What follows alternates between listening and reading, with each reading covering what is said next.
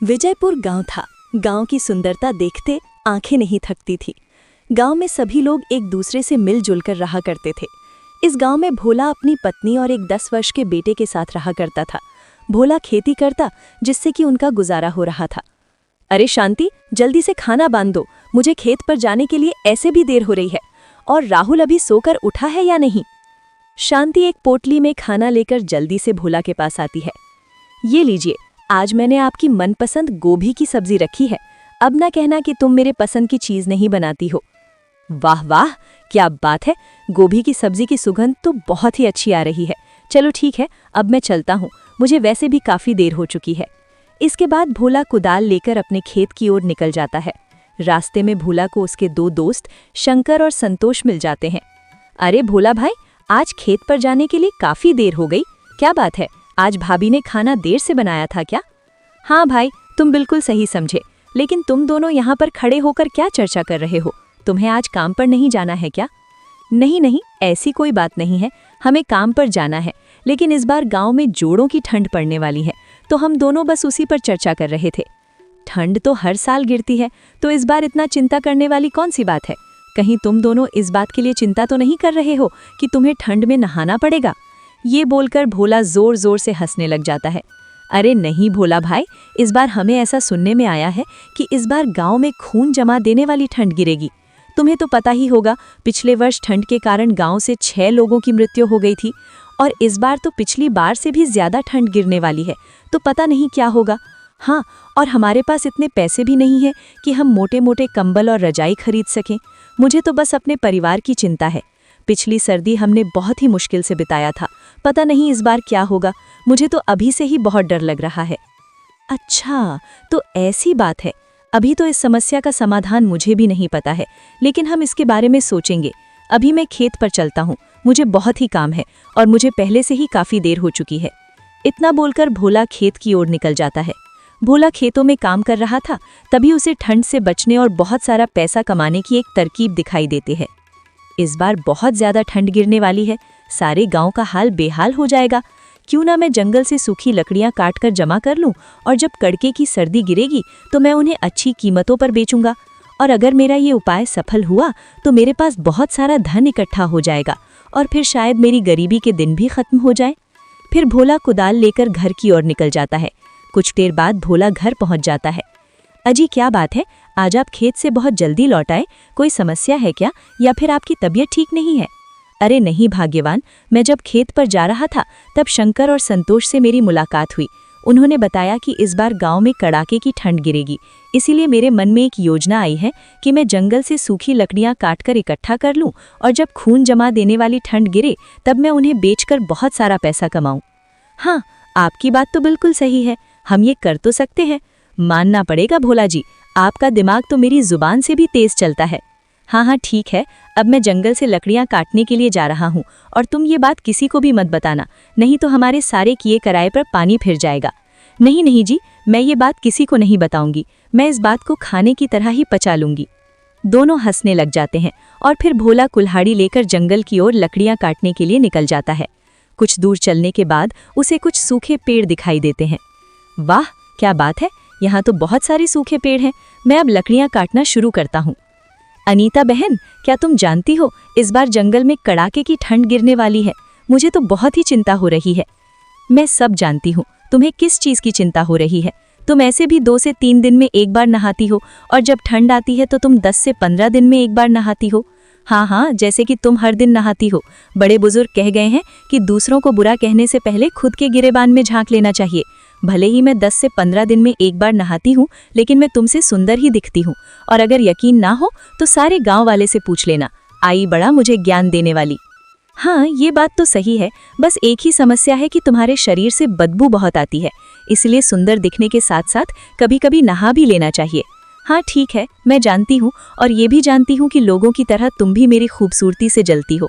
ठीक है, तुम दोनों ही सुंदर हो और हर रोज नहाती हो। अब लड़ाई करना बंद करो और ये सोचो कि इस बार ठंड से कैसे बचा जाए, नहीं तो हम सबकी कुल्फी जम जाएगी।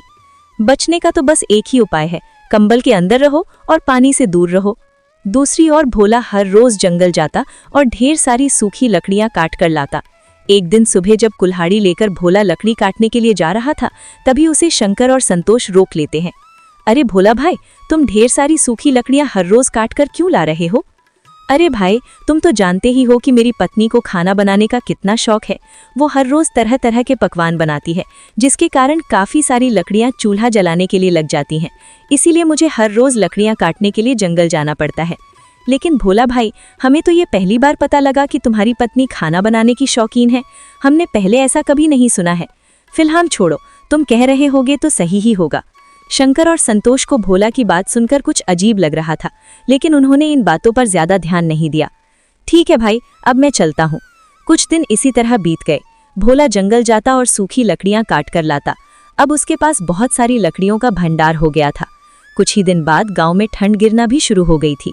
भोला अपने घर के बाहर एक बोर्ड लगा देता है, जिसमें 1 किलो लकड़ी की कीमत 5 रुपए लिखी थी। जब सभी गांव वाले वो बोर्ड देखते हैं तो उन्हें भोला की सारी चतुराई का पता चल जाता है कि वो क्यों हर रोज सूखी लकड़ियां काटने जंगल जाता था। भाई, क्या तुमने भोला के घर के बाहर वो बोर्ड देखा जिसने 1 किलो लकड़ी की कीमत 5 रुपए लिखी थी? भोला ने बहुत ही चतुराई दिखाई है। वो जंगल से फ्री में लकड़ियां काटकर हमें 5 रुपए किलो बेच रहा है। हाँ भाई, तुमने बिल्कुल सही कहा। हर रोज जब भोला जंगल में सूखी लकड़ियां काटने जाता था, तब हम उससे पूछते थे कि तुम इतनी सारी लकड़ियों का क्या करोगे? तब वो हर रोज कुछ ना कुछ बहाने बना दिया करता था। हमें तो तभी उस पर शक हो गया था, लेकिन हमें ये नहीं पता था कि वो ऐसा काम कर सकता है। अरे, तो अब इसमें सोचने वाली कौन सी बात है? भोला से 5 रुपए किलो लकड़ी खरीदने से बढ़िया है कि हम सभी कल जंगल जाएंगे और हम भी सूखी लकड़ियां काट कर लेकर आएंगे। ये बात जब भोला को पता चलती है तो वो चिंता में पड़ जाता है, क्योंकि अब उसका लकड़ी बेचने का व्यापार सफल नहीं हो पाएगा। अरे भाग्यवान, क्या तुमने सुना? गांव के लोग कल सूखी लकड़ियां काटने के लिए जंगल जा रहे हैं। अगर वो सूखी लकड़ियां काट लेंगे तो हमसे लकड़ियां कोई भी नहीं खरीदेगा और मेरी सारी मेहनत पर पानी फिर जाएगा। हाँ जी, आपने बिल्कुल सही कहा। काश कोई ऐसा चमत्कार हो जाए कि कल गांव वाले लकड़ियां काटने जा ही ना पाएं। हाँ, अब हम सिर्फ ऊपर वाले के भरोसे ही रह सकते हैं। कुछ ही देर बाद रात हो जाती है। दोनों पति पत्नी सोकर लग जाते हैं, लेकिन रात में ठंड के साथ साथ आसमान में काले बादल छा जाते हैं और कुछ ही देर में बहुत तेज बारिश होने लगती है। बारिश के साथ साथ ठंड भी बहुत ज्यादा बढ़ जाती है। बारिश गिरने के कारण सारे पेड़ पौधे गीले हो जाते हैं, जिससे कि अब जंगल में एक भी सूखी लकड़ियां नहीं बचती हैं।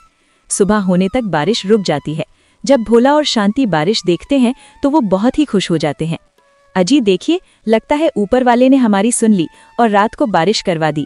अब सारे पेड़ पौधे गीले हो गए होंगे और अब तो सूखी लकड़ियां भी जलने लायक नहीं रही होंगी। हाँ, तुमने बिल्कुल सही कहा। गांव वालों ने अपने आप को बहुत ही बुद्धिमान समझा था, लेकिन उनकी सारी बुद्धिमानी धूल में मिलकर रह गई और अब मैं लकड़ियां 10 रुपए किलो बेचने के बजाय 20 रुपए किलो बेचूंगा। नहीं नहीं, आप 5 रुपए किलो ही लकड़ियां बेचें। अगर हम 10 रुपए किलो लकड़ियां बेचेंगे तो ये सीधे सीधे लोगों को लूटना हो जाएगा। ऊपर वाले ने आपकी मेहनत को बचाने के लिए बारिश करवा दी और अब आप इसका गलत फायदा ना उठाएं। मेरी आपसे विनती है कि आप लकड़ियों का दाम 5 रुपए किलो ही रखें। मैं लकड़ियों का दाम 10 रुपए किलो ही रखता, लेकिन गांव वालों ने अपनी चतुराई दिखाकर अच्छा नहीं किया और रात को जो बारिश हुई है वो ऊपर वाले का संदेश था कि गांव वाले को सबक सिखाया जाए। इसीलिए मुझे तुम्हारी राय की कोई जरूरत नहीं है। मैं लकड़ियां 10 रुपए किलो ही बेचूंगा। अपने पति की ये बात सुनकर शांति को बहुत ही दुख होता है और भोला अपने घर के बाहर लगे बोर्ड को बदल देता है और उसमें 10 रुपए किलो लकड़ियों का दाम लिख देता है। ये देख गांव वालों को बहुत ही गुस्सा आता है, लेकिन वो कुछ नहीं कर सकते थे। देख रही हो सुमन बहन, गांव में कितनी ज्यादा ठंड पड़ रही है। हमारे पास तो थोड़ी सी ही लकड़ियां हैं। हम इसे ही जलाकर इस ठंड से राहत पाने की कोशिश कर रहे हैं। हाँ, तुमने बिल्कुल सही कहा आरती बहन। हमारे पास तो थोड़ी भी लकड़ियां नहीं है, इसलिए हम तुम्हारे घर आग की गर्मी लेने आए हैं। क्या तुम्हें पता है आरती बहन, जब ठंड की शुरुआत हुई थी तब भोला ने लकड़ियों का दाम 5 रुपए किलो रखा था, लेकिन जब ठंडियां बढ़ चुकी हैं तो उसने लकड़ियों का दाम 10 रुपए किलो कर दिया है। वो सरासर लोगों को लूट रहा है। तुम्हारी बात बिल्कुल सही है शंकर भाई। हमने जंगल से सूखी लकड़ियां काटने का विचार किया था, लेकिन रात में ही बहुत तेज बारिश हो गई, जिसके कारण सारी सूखी लकड़ियां अब गीली हो गई हैं। ऐसा लगता है कि ईश्वर भी भोला के ही साथ है। अब हम चाहकर भी कुछ नहीं कर सकते हैं। अब हमें अगर और लकड़ियां चाहिए तो हमें भोला से 10 रुपए किलो लकड़ियां खरीदनी पड़ेंगी, क्योंकि आग ही हमें इस जानलेवा ठंड से बचा सकती है। फिर सभी मायूस और लाचार होकर बची खुची लकड़ियों से आग तापते हैं। दूसरी ओर भोला का लकड़ी बेचने का व्यापार बहुत ही अच्छा चल रहा था। सभी गांव वाले उससे ही सूखी लकड़ियां खरीद रहे थे और उसकी बहुत ही अच्छी आमदनी हो रही थी। धन के साथ साथ उसके अंदर घमंड भी आ गया था। एक दिन उसके पास एक बुजुर्ग महिला आती है जो कि ठंड से बहुत ही कांप रही थी। बेटा, मुझे बहुत तेज ठंड लग रही है, दया करके मुझे थोड़ी सी लकड़ियां दे दो, मगर मेरे पास तुम्हें देने के लिए पैसे नहीं है। माफ करिएगा माँ जी, मैंने खून पसीना एक करके ये लकड़ियां जंगल से काटी है, इसीलिए मैं ये आपको मुफ्त में नहीं दे सकता।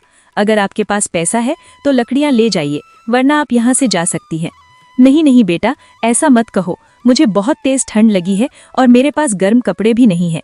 अगर तुम मुझे लकड़ियां नहीं दोगे तो शायद इस ठंड में मैं जिंदा नहीं बच पाऊंगी। दया करके मुझे थोड़ी सी लकड़ियां दे दो, ऊपर वाला तुम्हें हमेशा खुश रखेगा। अरे माँ जी, ऊपर वाले ने मुझे ऐसे ही बहुत खुश रखा है, मुझे आपकी मुफ्त की दुआओं की कोई ज़रूरत नहीं है। मैं आपको मुफ्त में लकड़ियां नहीं दूंगा, आप मेरा समय व्यर्थ ना गवाएं, आप यहाँ से जा सकती हैं। बूढ़ी औरत बहुत ही निराश मन से वहाँ से चले जाती है।